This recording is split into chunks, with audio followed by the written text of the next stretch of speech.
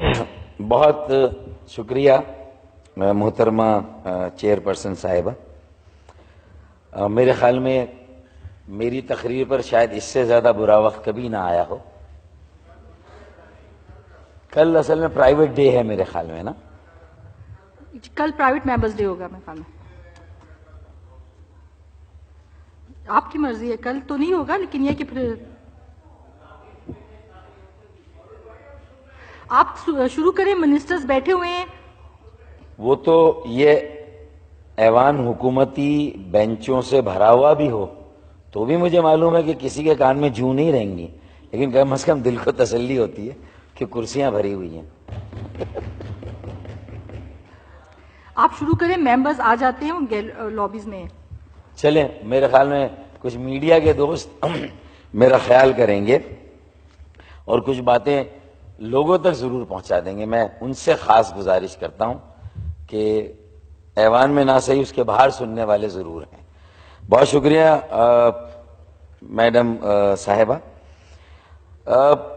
سب سے پہلے تو میں یہ کہوں گا کہ یہ موجودہ حکومت کا اس سے بڑا میرے لیے اور کیا ہو سکتا ہے اعزاز کے ایک میمن وزیر خزانہ نے بجٹ دیا اور ایک میمن جو ہے وہ تقریر کر رہا ہے اور وزیر خزانہ اس کو سنیں گے. مشیر خزانہ، وزیر خزانہ. یہ اس حکومت کا اضافی بجٹ ہے، چھٹا بجٹ ہے. میرے خیال میں 5 بجٹ یہ اپنے پورے کر چکی ہے یہ حکومت. یہ اضافی بجٹ ہے، اس لیے اس پر ان کا کتنا حق تھا نہیں تھا اس بحث میں جائے بغیر ان کی 5 سال کی کارکردگی جو عوام میں ہے، جو لوگوں میں ہے، جو مجھے جب میں ہوائی جہاز سے آج دوپہر کو اسلام آباد آ رہا تھا تو مجھے کسی نے یہ 2 شعر لکھ کر دیے اور کہا کہ یہ معرفت اسپیکر یا چیئر پرسن وزیر خزانہ کو آپ سنا دیجئے گا اور وزیر خزانہ پھر اپنی حکمراں جماعت کو یہ شعر سنا دے عوام کی طرف سے. وہ کہہ رہے ہیں کہ ہم بہت آس اور امید لگائے بیٹھے تھے لیکن ان 5 سالوں میں عام آدمی کی حالت نہیں بدلی. ان کا یہ کہنا تھا کہ ہوا کو رخ بدلنا چاہیے تھا، ہوا کو رخ بدلنا چاہیے تھا، دیا میرا بھی جلنا چاہیے تھا. ہوا کو رخ بدلنا چاہیے تھا، دیا میرا بھی جلنا چاہیے تھا. تمہاری بات بالکل ٹھیک تھی بس، تمہاری بات بالکل ٹھیک تھی بس، تمہیں لہجہ بدلنا چاہیے تھا.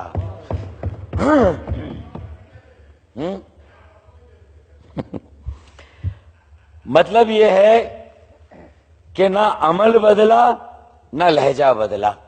وہی اسٹیٹس کو ان 5 سالوں میں بھی پاکستان میں قائم و دائم رہا جو گزشتہ یا کل ملا کے 70 سالوں سے یہاں پر ہے. تو میں بھی پھر یہ 2 اشعار پڑھ دوں. یہ تو کسی مسافر نے مجھے شعر دیے تھے، میں 2 شعر اپنے پڑھ دوں کہ بہرحال اپنا حال ایک جیسا ہے، بہرحال اپنا حال ایک جیسا ہے، 70 سالوں سے ہر ایک سال ایک جیسا ہے. کسی بھی رنگ میں رنگ خزاں نہیں جاتا، یہاں زرد ہرا لال ایک جیسا ہے، کوئی فرق نہیں ہے. اچھا، ہم نے اپنی روایت کو قائم رکھا اور ایک شیڈو بجٹ دیا. ہم نے ہر سال دیتے ہیں. کاش مشیر یا وزیر خزانہ اس شیڈو بجٹ کو بھی تھوڑی دیر کے لیے دیکھ لیتے. اب تو خیر 5 سال آپ کے بھی پورے ہوئے, اس اسمبلی کے بھی پورے ہوئے. میں یہی کہوں گا کہ ہم کیوں نہ آئندہ کی اسمبلی جو چند مہینوں میں انشاءاللہ منتخب ہو کر آئے گی, اس کے لیے کوئی ایجنڈا سیٹ کر کے جائیں. اور اس شیڈو بجٹ میں ہم نے ہمیشہ ایک قومی ایجنڈا سیٹ کیا. میں یہ چاہتا ہوں کہ وہ قومی ایجنڈا جس پر ساری سیاسی جماعتیں مل کر کام کریں اور اس سیاسی ایجنڈے پر سب مشترکہ طور پر دستخط کریں. اس میں آئینی اصلاحات بھی ہوں, سیاسی اصلاحات بھی ہوں, معاشی اصلاحات بھی ہوں اور معاشرتی اصلاحات بھی ہوں. Socio economic reform agenda, a charter of socio economic development is what Pakistan needs today. We had enough of charter of democracies. What Pakistan today need, and the only thing that will strengthen democracy in Pakistan is a charter of socio-economic development and an agent for change in Pakistan, real change in Pakistan. That is what Pakistan needs today. اب میں آگے بڑھتا ہوں. And what is budget? Budget is a document which actually spells out your economic priorities, your economic policy, whereby you make commitment to empower an ordinary Pakistani, enable an ordinary Pakistani, educate an ordinary Pakistani. And when the people of Pakistan are on their own and they can employ themselves through self-employment, they have small support of microfinance, venture capital financing, value addition in your industry. How do you make your local governments effective? How do you make your cities and urban centers, which are the engines of growth, which are the hub of your economy? What is the importance of Karachi in Pakistan if that is not especially highlighted in the federal budget? And if there is no special mention of a city like Karachi, who is still the bread earner for the people of Pakistan, for the government of Pakistan, for the institutions of Pakistan, then I think we are just hoodwinking the people of Pakistan. We are fooling the people of Pakistan. It's just a cosmetic exercise. It is an eyewash at the best, and I think we have failed to perform our duty. Now, if people of Pakistan are empowered, enabled and educated, what will happen? They'll be on their own and they will make Pakistan on her own. Pakistan will really become independent and sovereign economically. In today's era of modern economy, it is not your defense and your geography which enables you to become sovereign and independent. It is your economy that makes you.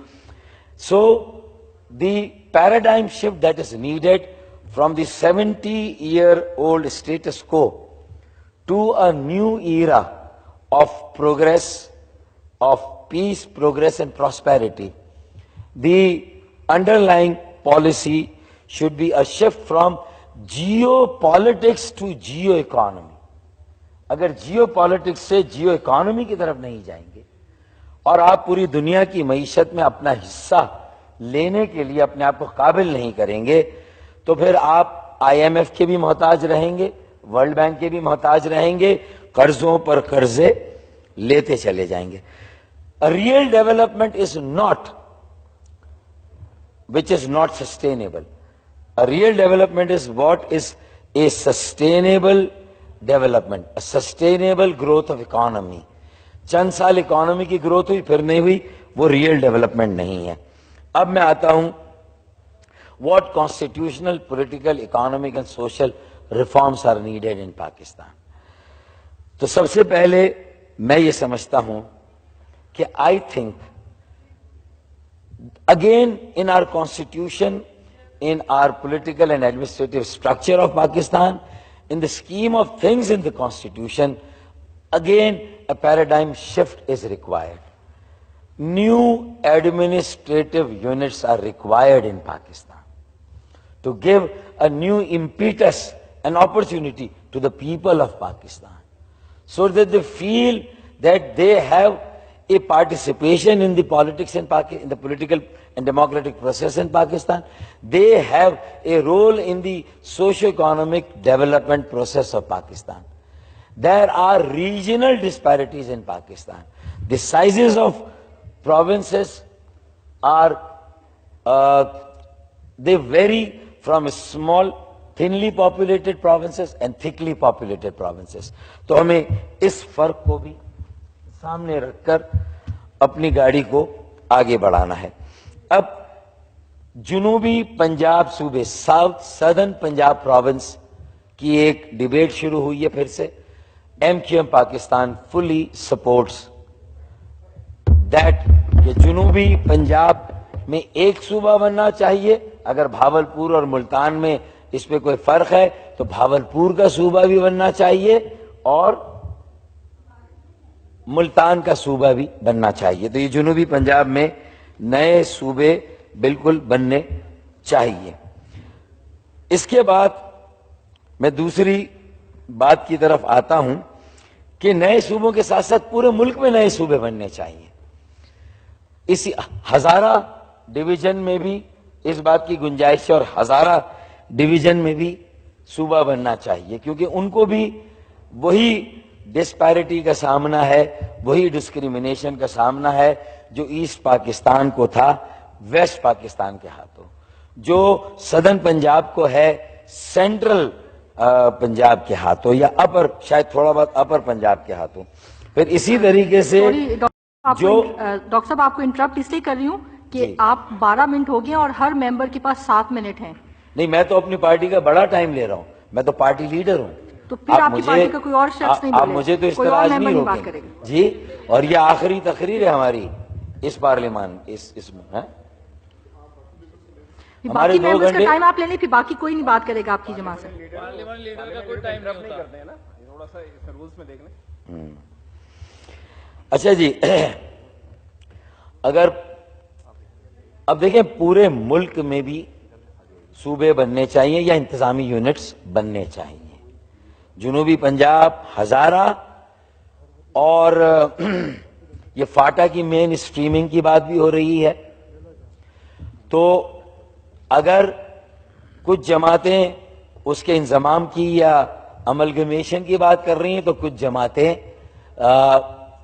اس کے صوبے بنانے کی بات کر رہی ہیں. ہم نے ایک بل ڈالا ہوا ہے کہ فاٹا کو ایک صوبہ بنایا جائے, لیکن اگر یہ ممکن نہیں ہے تو چلیں ریفرنڈم کراتے ہیں, فاٹا کے عوام سے پوچھ لیتے ہیں. ضروری نہیں کریڈٹ آپ لیں, لیکن اس ریفرنڈم کا اعلان کریں, آپ کریڈٹ لے لیں, اور جیسے ہی کوئی نئی حکومت آئے آپ اپنے منشور میں کہیں کہ ہم فاٹا میں ریفرنڈم کرائیں گے اور وہاں کے عوام کی جو رائے ہوگی اس کے مطابق چلیں گے. اس سے یہ بھی ہو جائے گا کہ جہاں جہاں ڈسکریمنیشن ہے, انجسٹس ہے, ڈسپیرٹی ہے, جہاں سے ٹیکسز آتے ہیں لیکن وہاں انویسٹمنٹ, پبلک انویسٹمنٹ نہیں ہو رہی ہے, وہ پرائیویٹ انویسٹمنٹ پہ وہ علاقے کیسے تھرائیو کریں گے, آپ کو یہ ساری باتیں سوچنی ہوگی, اس پر آپ کو اپنا ذہن لگانا ہوگا. دیکھیں ہم نے روکا ہوا ہے جنوبی سندھ صوبے کی تحریک کو, آواز کو, لیکن اب کب تک روک سکیں گے؟ وفاقی حکومت جس کی پنجاب میں بھی حکومت ہے, وفاقی حکومت جس پارٹی کی اس کی پنجاب میں بھی حکومت ہے, آگ لگے ساری بستی میں عبداللہ رہے اپنی مستی میں. وہ صرف پنجاب اور وفاق میں اپنی مستیوں پر خوش تھے اور انہیں سندھ کی کوئی پرواہ نہیں. چارٹر آف ڈیموکریسی میں وہ بیچاری شہید ہو گئی محترمہ بے نظیر بھٹو. 10 سال کا پیکٹ ہوا تھا, 5 سال you scratch my back, the following 5 years I'll scratch your back.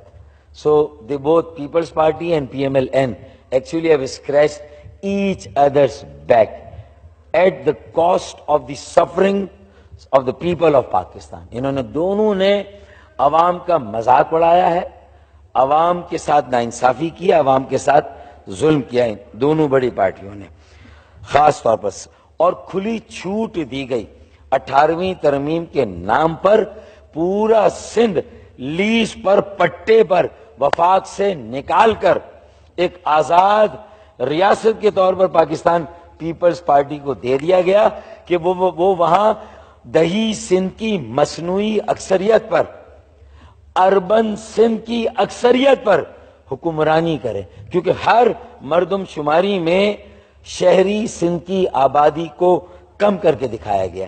اس مرتبہ بھی ہمارا المیہ یہ تھا کہ ہر اعداد و شمار کہہ رہے ہیں, ہر حوالے یہ کہہ رہے ہیں, آپ کے وفاقی حکومت کے ادارے یہ کہہ رہے ہیں, آپ کی افواج پاکستان کے کور کمانڈر اپنے حوالوں سے اعداد و شمار میں 2.5 کروڑ سے زیادہ کراچی کی آبادی بتا رہے ہیں, لیکن اگر آپ کا سینسس ڈپارٹمنٹ, محکمہ اعداد و شماریات جب گننے جاتا ہے کراچی کی آبادی کو تو وہ 1 کروڑ 60 لاکھ کی نکلتی ہے. 1 کروڑ لوگوں کی خاندانی منصوبہ بندی اب فیملی پلاننگ والوں نے نہیں کی. 1 کروڑ آبادی کو فیملی پلاننگ کی ہے سینسس ڈپارٹمنٹ نے, اسٹیٹسٹکس ڈپارٹمنٹ نے 1 کروڑ افراد کو کم گنا گیا. یہ ہے ڈس انفرینچائزمنٹ. ڈس انفرینچائزمنٹ ہمیں پولیٹیکل ڈیموکریٹک پروسیس سے باہر نکالا جا رہا ہے, سوشو اکانومک پروسیس سے ہم پہلے ہی باہر ہیں, ٹیکسوں کی ساری بھرمار ہمارے اوپر ہے اور پورے ملک کی بہار ہمارے ٹیکسوں کی وجہ سے ہے.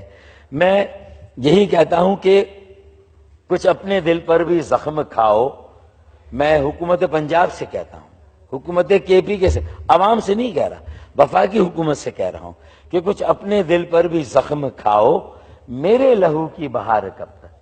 کچھ اپنے دل پر بھی زخم کھاؤ, میرے لہو کی بہار کب تک. مجھے سہارا بنانے والوں, میں لڑکھڑایا تو کیا کرو گے. ہیں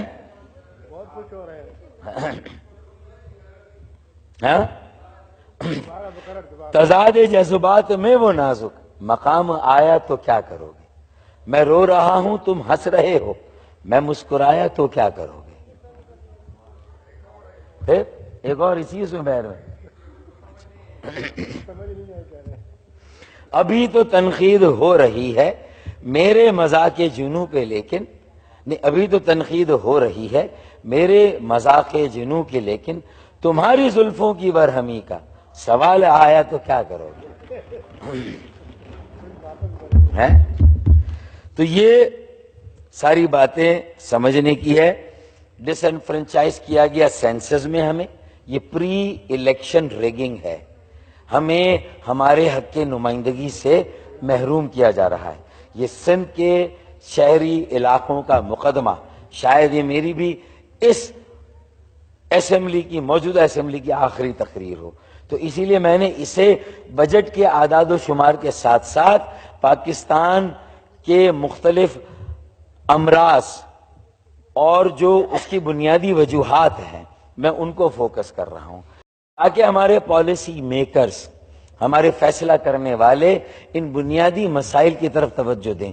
فائر فائٹنگ ہم 70 سالوں سے کر رہے ہیں اور اسٹیٹس کو ہے کہ ختم ہونے کا نام نہیں لے رہا. مریض عشق پر رحمت خدا کی, مرض بڑھتا گیا جوں جوں دوا کی. اب وہ ڈاکٹر مفتاح اسماعیل ہو, وہ ڈاکٹر اسحاق ڈار ہو, وہ ڈاکٹر حفیظ وہ کیا تھا شوکت ترین ہو, حفیظ شیخ ہو, یہ سارے ڈاکٹر آ گئے, لیکن ہوا کیا کہ درد سر کے واسطے سندل بتاتے ہیں طبیب, درد سر کے واسطے سندل بتاتے ہیں طبیب, پسنا گھسنا لگانا درد سر یہ بھی تو ہے. کوئی آسان فارمولہ بتائیں یار, کوئی آسان طریقہ بتائیں. اب میں آتا ہوں 2-4 کام کی بات. اچھا, اب سندھ میں بڑی آگ لگتی ہے جب نئے صوبوں کی بات ہوتی. اب تک ہم نے مطالبہ نہیں کیا, لیکن ہم اس بات کی ضمانت نہیں دے سکتے. ہم اس بات کی ضمانت وہ آپ انشاءاللہ NA 252 کا الیکشن لڑیں گے تو مل کر یہ مطالبہ کریں گے انشاءاللہ. آپ آئیں, آپ کی تیاری ہو رہی ہے, وہ میرے علم میں ہے ساری باتیں. مخبروں نے خبر دے دی ہے کہ مفتاح اسماعیل کو اس کی خدمات کے باوجود بھی PMLN نے اس کے کراچی ڈومیسائل پہ ریجیکٹ کر دیا اور سینٹ کی سیٹ مفتاح اسماعیل کو نہیں دی. یہ ہے آپ کی ہماری حیثیت.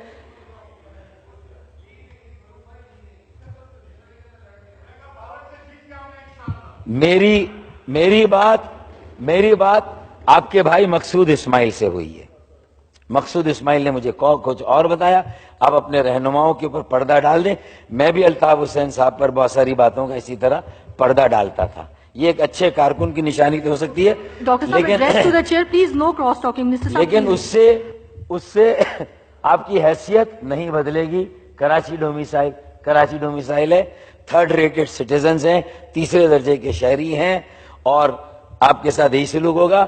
سینسس, اس کے بعد ڈیلیمیٹیشن, پھر سینٹ میں بھی صوبائی اسمبلی کے اراکین کی وفاداریاں تبدیل کرا کر ایک پارٹی کھڑی کر کے اس میں 10 آدمیوں کو لے جا کر ہمیں خسارے سے شروع کیا گیا. ہارس ریڈنگ کی کھلی چھوٹ دی گئی اور ہمیں سینٹ میں بھی ہمارے حق کے نمائندگی سے محروم. سینسس, مردم شماری, سینٹ میں بھی حق کی نمائندگی سے محروم رکھا گیا. اب آئیے اس کے بعد اب میں ایک پوائنٹ دیتا ہوں کہ چلے ہم سندھ میں نئے انتظامی یونٹس کی بات نہیں کرتے, لیکن جب پاکستان اور بر صغیر کی پاک و ہند میں تقسیم ہوئی تھی تو بہت سارے پیکٹ ہوئے تھے ہندوستان کی حکومت کے ساتھ. یہ بہت تاریخی ڈاکیومنٹس ہیں جو میں آپ کے سامنے رکھ رہا ہوں, اسے آپ نہیں. اور اس کے مطابق متروکہ املاک, ایویکیو پراپرٹی, جو ہندو شرناتری سندھ سے چھوڑ کر گئے تھے, جو ان کی اس وقت سندھ اسمبلی میں نمائندگی تھی, 60 میں سے ہندو نمائندے 60 میں سے 27 یا 28 کے قریب نمائندے تھے. اگر 27-28 ہندو تھے صوبائی اسمبلی میں, اور جو سندھ کی ایگریکلچرل کلٹیویبل نان کلٹیویبل لینڈ تھی اس کا اگر 70 سے 80% ہندوؤں کے پاس تھا, تو جب وہ ہندو ممبئی یا انڈیا چلے گئے تو ان کی ساری زمینیں, چاہے وہ شہری سندھ میں تھی یا دہی سندھ میں تھی, محترمہ چیئرپرسن صاحبہ, وہ ساری زمینیں جو ہجرت کر کے آنے والے تھے اقلیتی صوبوں کے مسلمان, وہ ان میں تقسیم ہونی تھی. آج بھی انفرادی طور پر میں اپنے آباء و اجداد کا کلیم نہیں کروں گا, لیکن مشترکہ طور پر ہندوستان کے اقلیتی صوبوں سے آنے والے مسلمانوں کا جو حق ان 70 سے 80% ہندوؤں کی زمینوں پر تھا, وہ انہیں ملنا چاہیے. میں آپ کو یہ لکھ کر دے رہا ہوں کہ کوئی ایک مہاجر ہندوستان سے آنے والا 1 گز زمین نہیں لے گا, لیکن ہندوؤں کی وہ زمینیں مسلمان وڈیروں جاگیرداروں سے جو یہاں کے مقامی تھے ان سے واپس لے کر سندھی کسانوں اور ہاریوں میں وہ زمینیں ہم تقسیم کریں گے. یہ پیکٹ ہے, یہ انڈرسٹینڈنگ ہے. یہ زمینیں متروکہ املاک, ہمیں صوبے کی ضرورت نہیں ہے. یہ زمینیں ہماری, ہمیں جو ہندوؤں کی تھی اور ہندوؤں نے وہاں ہمارے املاک یا جو جائیدادیں تھیں ان میں سے حصہ انہیں ملا.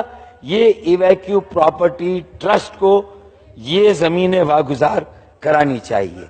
متروکہ املاک یہ بہت اہم پوائنٹ ہسٹری ہے, اس کو آپ وہ نہیں کر سکتے. اس کے بعد ڈائریکٹ ورسز انڈائریکٹ ٹیکس. آپ کی ڈائریکٹ ٹیکس کی شرح آج بھی 35%, انڈائریکٹ 65% ہے. میں نہیں کہتا کہ چھوٹے زمینداروں کسانوں پر ٹیکس لگائیں, لیکن وڈیرے جاگیردار جن کی آمدنیاں اربوں میں ہے، کروڑوں میں ہے، تنخواہ دار طبقہ 12 لاکھ پر اگر انکم ٹیکس دے گا تو زرعی زمینوں پر کام کرنے والا آلو ٹماٹر کی کاشت پر 4 مہینے میں کروڑوں روپے کمانے والا بھی اسے بھی کچھ ٹیکس اپنی آمدنی پر دینا چاہیے۔ Item number 7 federal legislative list inherent discrimination ہے، آئین میں بنیادی ڈسکریمنیشن ہے۔ اسپیکر صاحبہ، اس ڈسکریمنیشن اور ناانصافی کو ختم ہونا چاہیے۔ اسپیکر صاحبہ، چیئرپرسن صاحبہ، نیشنل فائننس کمیشن ایوارڈ کہاں ہے؟ میری تجویز ہے کہ اگلے بجٹ جب اگلی اسمبلی آئے اور وہ اس بجٹ کو ریٹیفائی کرے یا ترمیم کرے تو اس سے پہلے ایک national finance commission award due تھا، کانسٹیٹیوشنل ڈیوٹی تھی، جو پی ایم ایل این کی حکومت ناکام ہوئی، آخری 2007 یا 8 میں بنا تھا۔ شوکت ترین اس وقت وزیر خزانہ تھے، اچھا ایوارڈ دیا تھا۔ فاٹا ریفارمز کے لیے میں نے کہہ دیا ریفرنڈم کرا لیں۔ اس کے بعد کراچی کی جو اسٹریٹجک جیو اکانومی میں اہمیت ہے، پالیٹکس میں تو نہ دیں، اس کی آبادی کو کم کر دیں، اس کا حصہ ہی نہ بڑھنے دیں، نہ صوبے میں بڑھنے دیں، نہ ہمارا کبھی وزیر اعلیٰ آنے دیں۔ انفلکس شہروں میں ہو رہا ہے اور دیہی علاقوں کی شہروں کی آبادی ایک جیسی بڑھ رہی ہے، یہ میری سمجھ میں نہیں آیا۔ یہ واحد دنیا کا خطہ ہے اربن سندھ، جس کی 1973 کے سینسس 2 کے سینسس میں بھی وہی آبادی کا تناسب تھا دیہی اور شہری سندھ کا، آج بھی وہی ہے 40 سالوں کے بعد۔ اسپیکر صاحبہ، یہ میری سمجھ سے باہر ہے، کوئی ایکسپلینیشن۔ ذوالفقار علی بھٹو شہید، محترمہ بے نظیر بھٹو شہید کے نام لیوا، ان کے نام پر حکمرانی کرنے والے شاید اس کا جواب دینا چاہیں تو دے دیں۔ یہ کیسی میجک ہے کہ دیہی اور شہری علاقوں کی آبادی کا تناسب ایک جیسا ہے، انفلکس ایک جگہ ہو رہا ہے اور آبادی دونوں کی ساتھ ساتھ بڑھ رہی، یہ میری سمجھ میں نہیں آتا۔ آپ کی آتا ہو تو مجھے ذرا بتا دیجیے گا۔ اس کے بعد ایجوکیشن، ہیلتھ، انوائرنمنٹ، یہ تو میں سمجھتا ہوں کہ ہماری پرائیورٹی میں قالین اٹھا کے دیکھیں تو شاید ہم نے اس کے نیچے کہیں پر ہم نے ڈال دیا۔ 5% آف جی ڈی پی پہ پہنچنا تو بہت دور کی بات ہے، ہم تو میں سمجھتا ہوں کہ ابھی 1.5% پر بھی شاید مشکل سے پہنچے ہوں۔ پھر صوبوں کے ساتھ انٹیگریشن نہیں ہے، ایجوکیشن اگر صوبے میں چلی گئی، ہیلتھ صوبے میں چلی گئی تو پالیسی تو بنائے نا، پورے ملک کی تو کوئی پالیسی ہو، کوئی انٹیگریشن بنائے، کوئی national council of common interest میں لائیں۔ یہ پورے ملک کا مشترکہ مفاد ہے، تعلیم اور صحت۔ صوبے کیا کر رہے ہیں؟ وزیر اعظم کو، وزیر خزانہ کو، وزیر پلاننگ کو سی آئی میں بیٹھ کر کم از کم یہ بات صوبوں سے کرنی چاہیے۔ سرکولر ڈیٹ کو کس طرح حل کیا جائے گا، توانائی کے مسئلے کو کس طرح حل کیا جائے گا، کیسے بیلنس کیا جائے گا۔ اگر صوبوں کو، یہ مفتاح اسماعیل کے کام کی بات کر رہا ہوں اسپیکر صاحب، اگر وہ متوجہ ہوں کہ سیلز ٹیکس آن سروسز صوبوں کو ملا، سندھ میں آج اس کی آمدنی 80 ارب ہے۔ میں as partner into that, contribution from urban areas of Sindh into that 80 billions of additional revenue for the province of Sindh. Karachi alone contributes 65 to 70 billion. میں ایک کراچی والا ہونے کے ناطے سے کہتا ہوں کہ 10, 20, 25, 30 ارب 40 ارب آپ میرے لے لیں اس میں سے اور اس سرکولر ڈیٹ کی لعنت سے ملک کو چھٹکارا دیں۔ ریفرنڈم کرانا ہے، کراچی سے ووٹ لے لیں، میں آپ کے ساتھ ہوں کہ اضافی وسائل گئے ہیں، مرکز کے پاس اتنے پیسے اب نہیں ہیں، صوبوں کے پاس گئے ہیں، تو صوبوں کو بھی توانائی کے بحران کے حل میں اپنی ذمہ داری ادا کرنی چاہیے۔ میں اس میں آپ کے ساتھ ہوں۔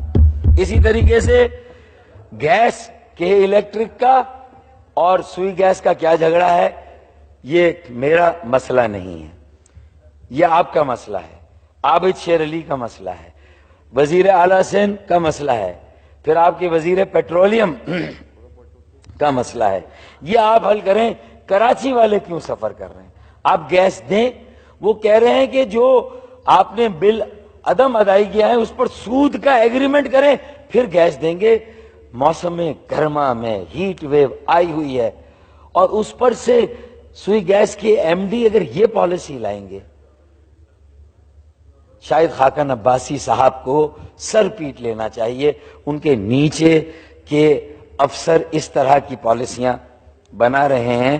اسپیکر صاحبہ, یہ بہت ہی انوائرنمنٹ, درخت اگانے پر کچھ نہیں, انرجی کو کنزرو کرنا, پانی کو کنزرو کرنا, پانی کے نئے ذخائر, متبادل انرجی پر کیا کام ہوا؟ متبادل انرجی کی ساری جو انگریڈینٹس ہے, جو ان کے کمپوننٹس ہیں, اکوپمنٹس, ان پر ڈیوٹی زیرو ہونی چاہیے. ملک میں پیداواری عمل کو تیز کرنے کے لیے مشرف صاحب کے زمانے میں, شوکت عزیز کے زمانے میں ساری مشینری پر زیرو ڈیوٹی تھی. اور ابھی آپ نے جو یہ ایمنسٹی دی ہے ٹیکس چوروں کو, ڈیفالٹرز کو, منی لانڈرنگ کرنے والوں کو, جو آپ نے ایمنسٹی دی ہے, اگر یہ دینی بھی تھی تو ان کا نمبر بعد میں آتا.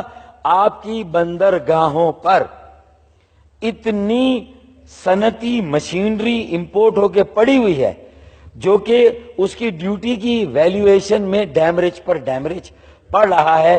اگر کاش یہ مشینری آ جائے آپ کے پیداواری عمل میں, آپ کی صنعتوں میں, تو یہ آپ کو نہ جانے کہاں سے کہاں لے جائے. تو ایمنسٹی دینی ہے تو imported machinery for productive industry اور ایکسپورٹیبل انڈسٹری کے آئٹم ہیں ان کے لیے آپ دے دیں. یہ میری آپ سے گزارش ہے. کاسٹ آف ڈوئنگ بزنس کم ہونی چاہیے. کاسٹ آف ڈوئنگ بزنس کب کم ہوگی؟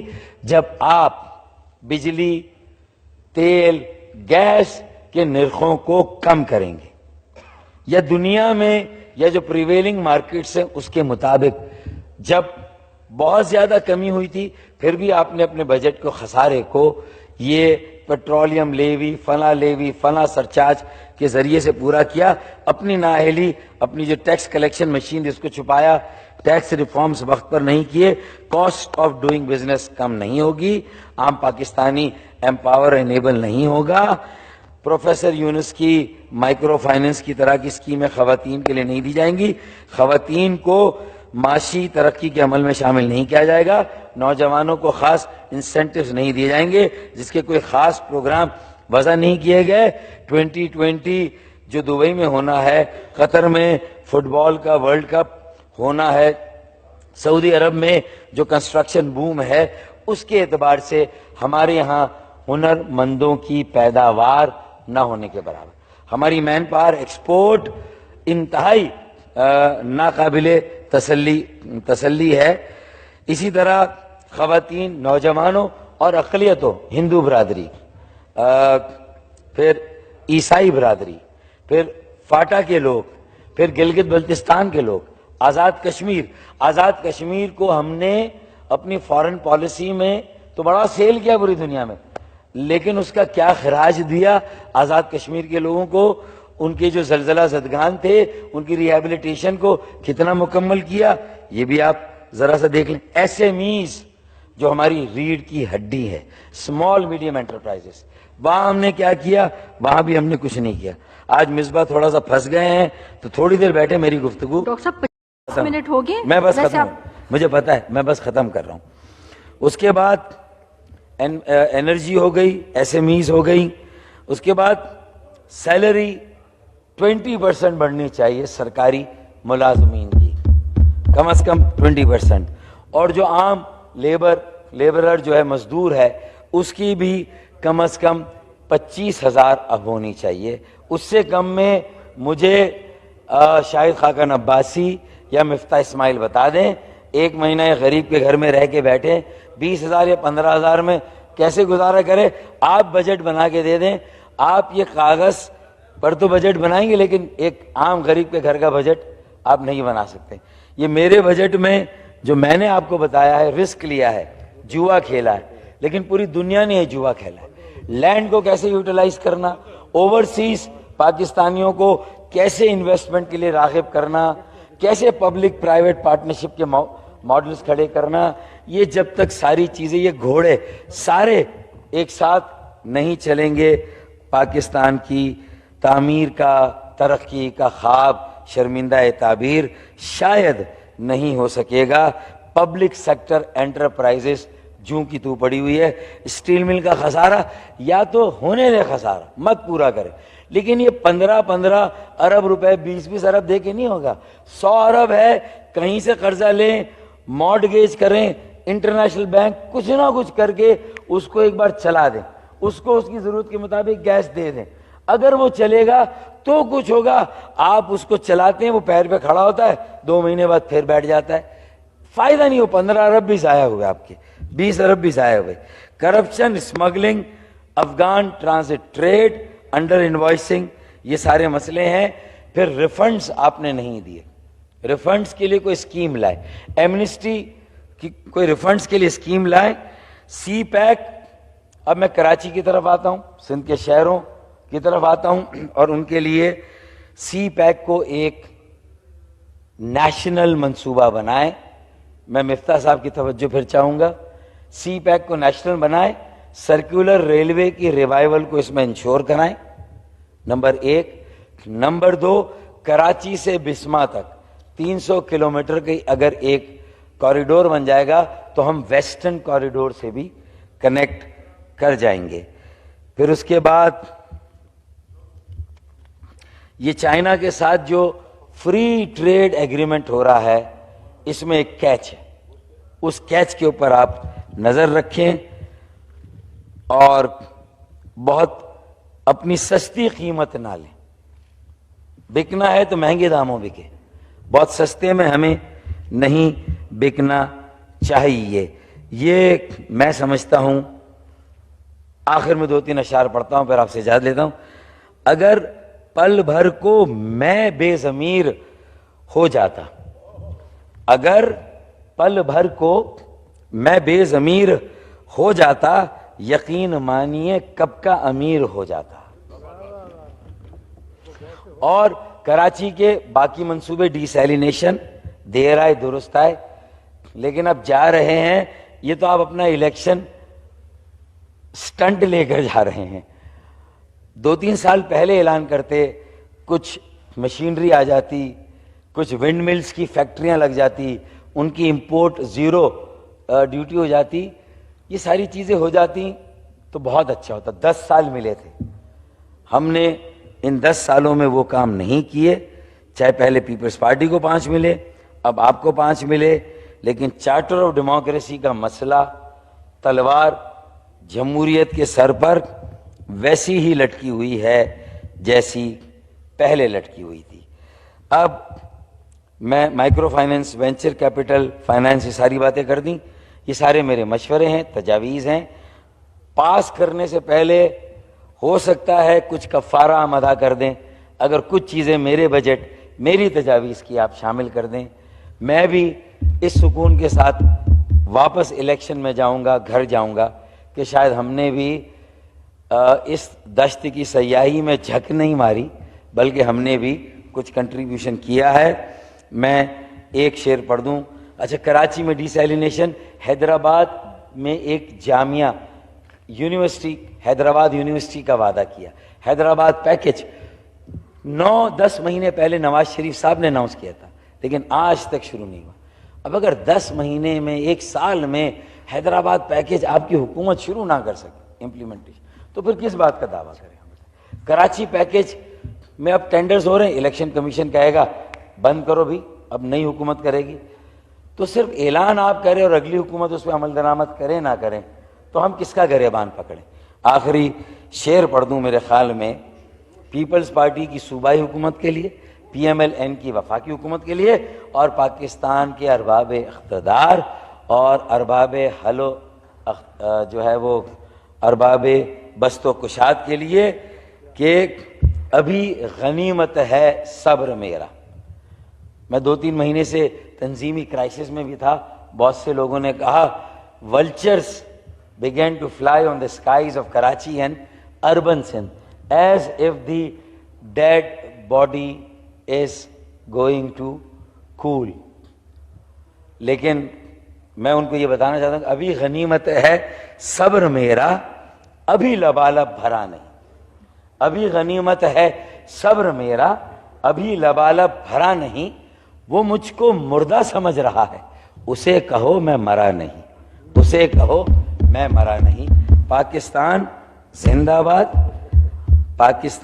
پاکستانی قوم زندہ باد. بہت شکریہ ڈاکٹر صاحب، بہت